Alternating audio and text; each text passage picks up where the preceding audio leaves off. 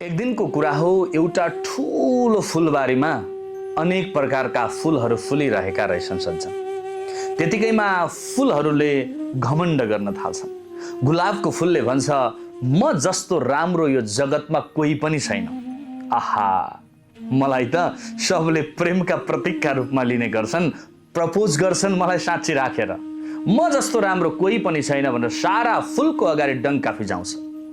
त्यत्तिकैमा नजिकै फुलिरहेको कमलले सुन्छ। कमलले पनि भन्छ, ए गुलाब, त भन्दा त म कैयौँ गुणा राम्रो, त के राम्रो? म फुल, कमलको फुल एक रङ्गमा होइन अनेक रङ्गमा फुल्छु। म त हिलोमा फुल्छु र पनि कति राम्रो तरिकाले फुल्छु। थाहा छ तँलाई? मसँग सेल्फी लिन मान्छे कम्मर कम्मर हिलामा डुब्छन्।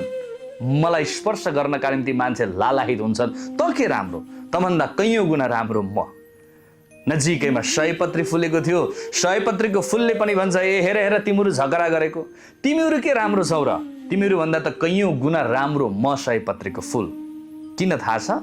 मलाई दाजुभाइको प्रेमको प्रतीकका रूपमा लिन्छन्। मलाई ठुला ठुला सभा समारोहमा लगेर माला बैलाउँछन् र ताकि त्यो सभा समारोहको शोभा बढाउँछु मैले। मलाई त यस्तो पवित्र कर्ममा पनि जोड्छन् ताकि म भगवानको मन्दिरमा गएर पनि माला बनिरहेको हुन्छु। तिमीहरू के राम्रो? तिमीहरू भन्दा कैयौँ गुणा राम्रो त म सयपत्रीको फुल। फेरि गुलाबले भन्छ, हेर हेर, तिमीहरूको घमण्ड मात्रै हो, तिमीहरू भन्दा त कैयौँ गुणा म राम्रो। कमलले त्यस्तै भन्छ, सयपत्रीले त्यस्तै भन्छ, अर्कोले त्यस्तै भन्छ, तिमीहरू भन्दा के राम्रो? एक अर्कामा घमण्ड गर्दै थिए उनीहरू। यति धेरै घमण्ड गर्दै थिए कि आफ्नो सुन्दरताको, आफ्नो स्वरूपको, आफ्नो रूपको, आफ्नो सुगन्धको कुरा गरे साध्य नै छैन। तर त्यत्तिकैमा यो सबै चढ्ती कला नजिकै फुलिरहेको तुलसीको मन्जरीले देखिरहनु भएको थियो, सुनिरहनु भएको थियो, हेरिरहनु भएको थियो। त्यतिकैमा एकजना मान्छे बिहानको समय अफिस जान हतार थियो। गाडीमा हतार ड्राइभ गरेर आउँछ, हतार आउँछ, गाडीको ब्रेक झ्याप्प लगाउँछ, रोक्छ, अनि नजिकै फुलेको एउटा कमलको फुल टिप्छ, एउटा गुलाबको फुल टिप्छ, एउटा सयपत्री फुल टिप्छ, अनि लगेर तुलसीको चरणमा चढाउँछ। हे प्रभु, हे भगवान, हे विष्णु, मलाई ढिला भयो आज हजुरको दर्शन गर्न, क्षमा चाहन्छु, मैले पुष्प हजुरको चरणमा भिक्षाएको छु, मलाई माफी दिनुहोला, मलाई कृपा वर्षाइदिनु होला भनेर प्रार्थना गर्छ। अनि त्यो मान्छे त्यहाँबाट जान्छ। वस्तुतः सज्जन, एकैछिन अगाडि आफ्नो रूप, स्वरूप, आफ्नो सुगन्धको घमण्ड गरिरहेको कमलको फुल, गुलाबको फुल, सयपत्रीका फुल एकैछिनमा चुडिनु पर्यो अनि नजिकै मुस्कुराइरहेको मन्जरीको चरणमा चढ्नु पर्यो। हो, जीवनमा तपाईँ र हामीले पनि यदि घमण्ड गर्यो आफ्नो स्वरूपको, आफ्नो रूपको, आफ्नो धनको, आफ्नो प्रतिष्ठाको, आफ्नो इज्जतको, आफ्नो कुर्सीको, प्राप्त मान प्रतिष्ठाको, भने याद गर्नुहोस्, यो त केवल क्षणिक मात्रै हो, कालान्तरसम्म जान सक्दैन। यो त केही समयका लागि मात्रै अस्थायी हुन्, स्थायी होइनन्। यो चिजको जिन्दगीमा घमण्ड गर्नुभयो भने कमलको फुल र गुलाबको फुल, सयपत्री जस्तै तपाईँ हामी पनि चुडिनुपर्छ सज्जन।